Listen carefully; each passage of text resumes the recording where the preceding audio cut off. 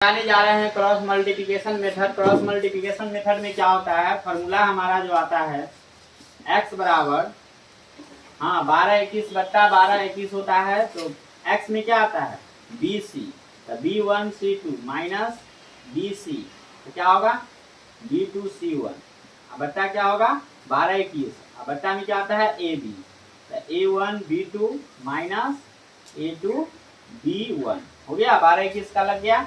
उसी प्रकार से आपको क्या चाहिए, आपको y का वैल्यू चाहिए, ठीक है। तो y का वैल्यू क्या होता है CA,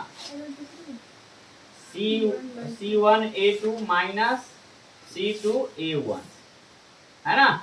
CA चलता है 12 21। आप बट्टा में तो वही रहेगा AB, A1 B2 माइनस क्या होगा A2 B1। इसको बार बार लिखोगे तो आ जाएगा।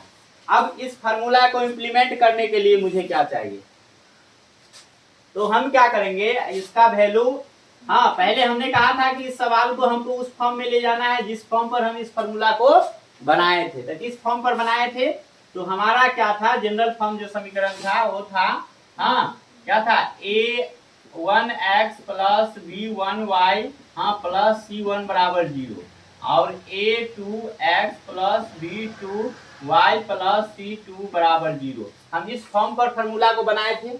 सवाल इस फॉर्म में होना चाहिए तब। तो इस फॉर्म में लाने के लिए क्या करिएगा, इस सवाल को 2a प्लस 3b और माइनस 8 बराबर 0 लिखिएगा, उसमें आ गया, ठीक है। उसी प्रकार से इसको भी लिखना है 3a माइनस 4b और प्लस 5 बराबर 0। अब उस फॉर्म में आ गया। अब यहाँ से आपका निकलेगा किसका वैल्यू, A1 का वैल्यू कितना 2, B1 का वैल्यू कितना 3 और C1 का वैल्यू कितना -8।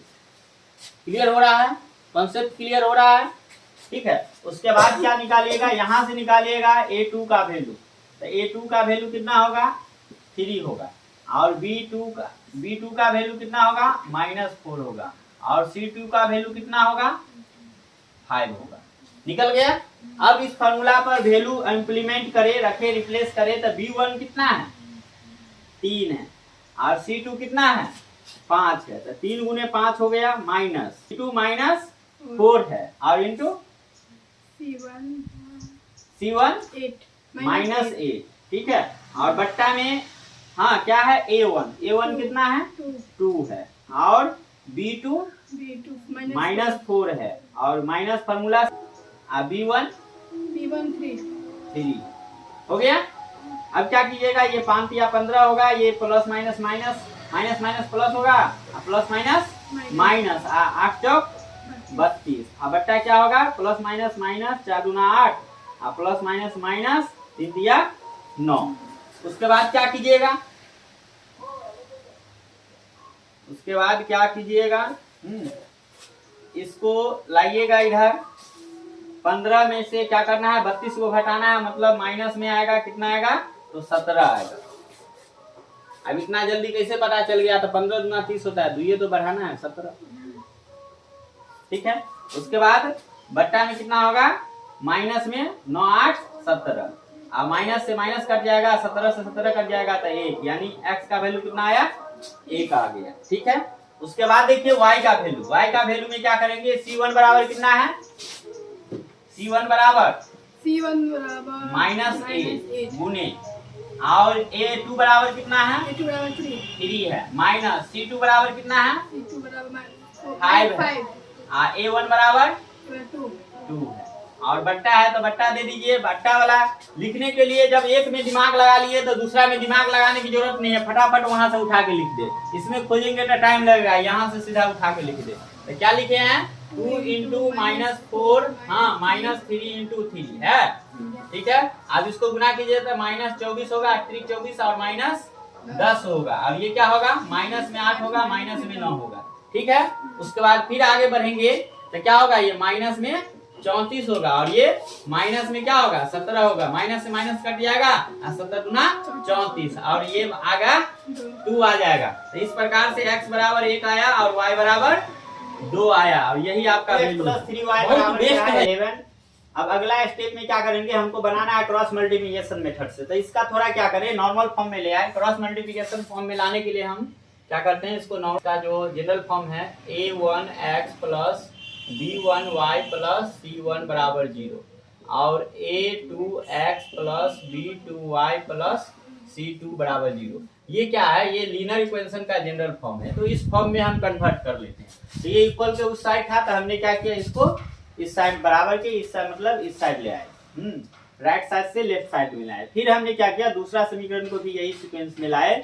2x माइनस 4y बराबर माइनस 24 था, तो हमने क्या किया 2x माइनस 4y प्लस 24 बराबर 0 कर दिया।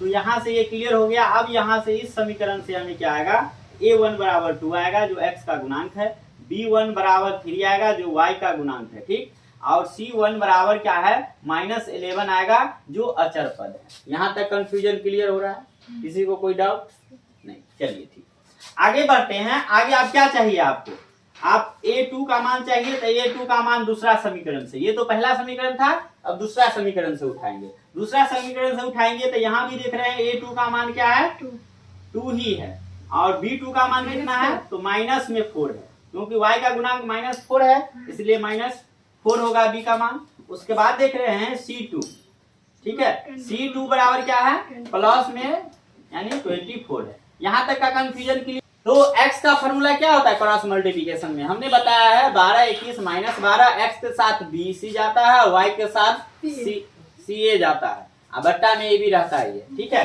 तो क्या होगा, bc लिखिएगा, bc माइनस bc, यहाँ 12 का कोडिंग लगाइएगा, यहाँ 21 का कोडिंग लगाइएगा, फिर बट्टा में लिखिएगा, ठीक है, ab माइनस ab, ठीक है। यहाँ 12 का कोडिंग लगाना है और यहाँ 21 का कोडिंग लगाना है। समझ में आ रहा है, फॉर्मूला लिखने का सबसे सिंपल तरीका है, याद करने का जरूरत नहीं है इसमें। क्या याद करना है, एबीसीडी आप बच्चा में नहीं याद किए तो उसमें क्या करना है, कुछ है ही नहीं, खाली उस चीज को स्टेप को समझिए।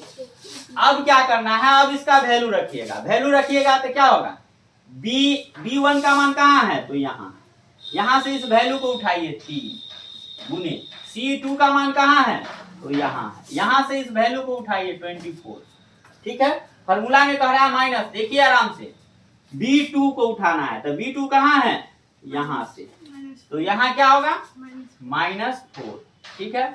और c1 कहाँ है, यहाँ, तो हमने क्या किया, यहाँ से उठा लिया, क्या है -11 -11 और बट्टा। यहाँ तक ऊपर वाला क्लियर हो पाया, ऊपर वाला क्लियर हो पाया सभी लोगों को, किसी को कोई कंफ्यूजन? चलिए कंफ्यूजन नहीं है तब नीचे वाला देखिए, वैल्यू कैसे इंसर्ट करते हैं। फार्मूला में वैल्यू इंसर्ट करना मेन समस्या हो गया आप लोगों को, नहीं फार्मूला में कैसे वैल्यू इंसर्ट करते देखिए। उसके बाद नीचे क्या है ए बी, तो a1 कितना है 2, तो यहाँ आके 2 रख दीजिए, गुना है तो गुना। b2 कितना है -4, तो यहाँ -4 लिख दीजिए। आप फार्मूला में माइनस है, ये माइनस है तो माइनस लिखिए। a2 का वैल्यू कितना है 2, तो 2 लिख दीजिए, और b1 का वैल्यू कितना है 3, तो 3 लिख दीजिए, कहानी खत्म, ठीक है। 72 होता है, 24 या 72 होता है, और ये प्लस माइनस -8 और ये -6। अब क्या कीजिएगा, इसको ये प्लस में आएगा, 72 में से 44 घटाइएगा तो 28 आएगा, ठीक है। क्योंकि आप क्या कीजिएगा, मतलब 2 है, 2 में से 4 नहीं घटेगा, हाथ से लीजिएगा 12, 12 में से 4 घटाइएगा 8, ये बचेगा 6, 6 में से 4 घटाइएगा 2, और ये बट्टा में क्या हो जाएगा -14, कितना आएगा 14 आएगा। अब क्या है, ये माइनस है, ठीक है, तो आप पहले इसको काट लीजिए, काट करके क्या लाइएगा 14 दूना 28 और -1, ठीक है। और -1 से भाग देंगे, या आप इसको रेशनलाइजेशन मारिए, -1 गुने -1 बट्टा -1। अब इसको मल्टीप्लाई कीजिएगा तो -2 और माइनस +1, और इस प्रकार से आंसर आपका x का मान 2 आएगा। रेशनलाइजेशन आपको लगाना है। अब रेशनलाइजेशन क्यों लगाते हैं, तो आपका अलजेब्रा का रूल है जो माइनस में नहीं रहेगा, ठीक, हर माइनस में नहीं रहता है, ठीक है। उसके बाद आइए y पर आइए, y क्या कह रहा है, y में CA का रिलेशन चलता है, CA तो CA लिखिए, CA माइनस CA, है ना। तो आप कोडिंग लगाइए 12 21 12 21 कोडिंग लगाइए, फिर नीचे में क्या आता है AB माइनस AB, फिर कोडिंग लगाइए 12 21 का, कोडिंग लग गया। अब वैल्यू लाइए, C1 का वैल्यू का कितना है -11 डालिए, गुने A2 का वैल्यू कितना है A2 का 2, माइनस फॉर्मूला से था माइनस। C2 का वैल्यू कितना है C2 का -24, माइनस नहीं है प्लस। प्लस हाँ ठीक है। उसके बाद A1 का वैल्यू 2, और नीचे वाला के लिए हम तो इतना इस पर तो मेहनत यहाँ करिए लिए है ना, तो उसमें दिमाग नहीं लगाना, बस यहाँ से उठा दीजिए नीचे वाला। 2 इंटू क्या होगा -4, हाँ -2 इंटू 3, ठीक है। अब ये क्या होगा -11 दूना 22 और ये -24 दूना 48, अब बट्टा क्या आएगा, हाँ प्लस माइनस माइनस 4 दूना 8, ये क्या होगा 6, ठीक है। अब इसको क्या कीजिएगा माइनस में जुटेगा, कितना आएगा 70 होगा। 48 और 22 मिलके कितना होगा, 2 इधर लीजिएगा 50, 50 और 20 70, और ये माइनस में कितना होगा 14, अब माइनस से माइनस कट जाएगा, 14 पंचे 70, और इस प्रकार से आपका क्या आएगा y का मान 5 आएगा। तो आप देख सकते हैं कि आपका क्या x बराबर आया 2 और y बराबर कितना आया, सॉरी x बराबर कितना है -2, कितना है -2 और y बराबर है 5। तो इस प्रकार आप देख सकते हैं जो x का वैल्यू कितना है।